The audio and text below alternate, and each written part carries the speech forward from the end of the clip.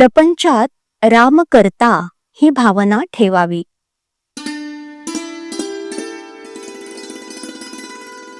परमात्मा आनंद रूप आहे. भगवंताचा आनंद हा उपाधिरहित आहे. भगवंताच्या हास्यमुखाचं ध्यान करावं. प्रत्येक गोष्टीत मनुष्य आनंद पाहत असतो. उकाड्यात वारा आला त्याला वाटतं बरं झालं. पाऊस आला की त्याला वाटतं आता गारवा येईल. कोणत्याही तऱ्हेनं काय मनुष्य आनंद साठवू पाहत असतो. मनुष्याला भूक लागेल तेव्हा जर तो अन्न खाईल तर त्याचं पोट भरेल आणि त्यापासून त्याला आनंद होईल. परंतु त्यानं विष खाल्लं तर त्याने आनंद न होता मरण मात्र येईल. तसं आपलं होतं. आपण विषयातून आनंद घेऊ पाहतो आणि तो बाधक होतो. एखाद्या रोग्याला जर जंत झाले आणि त्याला जर खूप खायला घातलं तर ते शरीराला पोषक न होता जंतच वाढतात. त्याचप्रमाणे आपण सत्कर्म करताना पोटात विषयांचं प्रेम ठेवून ती केली तर त्यामुळे विषयच पोचले जाऊन त्यापासून समाधान लाभू शकत नाही. याकरता कर्तव्य बुद्धीने कर्म करावं म्हणजे ते बाधक ठरत नाही. मनुष्य जन्मभर जो धंदा करतो त्याच्याशीच तो तद्रूप होऊन जातो. एखादा वकील ह्या तो त्याच्या धंद्याशी इतका तद्रूप होतो की मरतेवेळी सुद्धा तो वादच करत जाईल. नोकरी करणारा नोकरीशी इतका तद्रूप होतो की स्वप्नात देखील तो स्वतःला नोकर समजूनच राहतो. कर्म कसं करावं तर त्याच्यातून वेगळं राहून.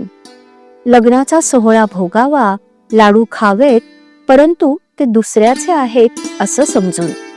आपल्या मुलीचे किंवा मुलाचे नाहीत असं मानून.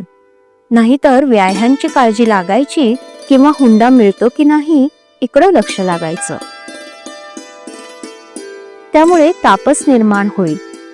कर्माशिवाय कोणालाच राहता येत नाही. एखाद्याला शिक्षा द्यायची म्हणून अगदी हलायचं नाही. पापणी, हात, पाय काहीही हलवता कामा नये असं सांगितलं तर ते जसं त्याला शक्य होणार नाही तसं काही ना काहीतरी कर्म हे होणारच. भगवंतांनी अशी काही सांगड घालून दिली आहे की कर्म केल्याशिवाय गत्यंतरच नाही.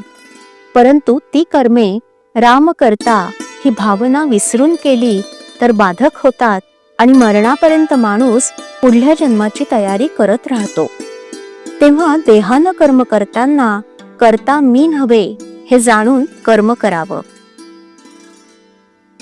आपल्याला कर्म केल्याशिवाय करमत नाही, पण आपण फळाची आशा उगाचच करत असतो. आपण फळाची आशा सोडून कर्म करू लागलो की ते कर्म करत असतानाच समाधान प्राप्त होतं. श्रीराम.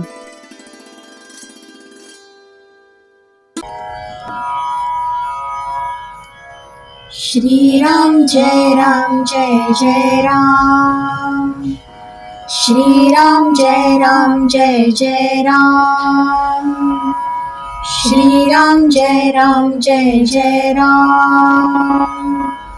श्रीराम जय राम जय जय राम.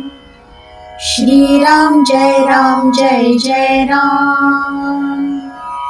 श्रीराम जय राम जय जय राम.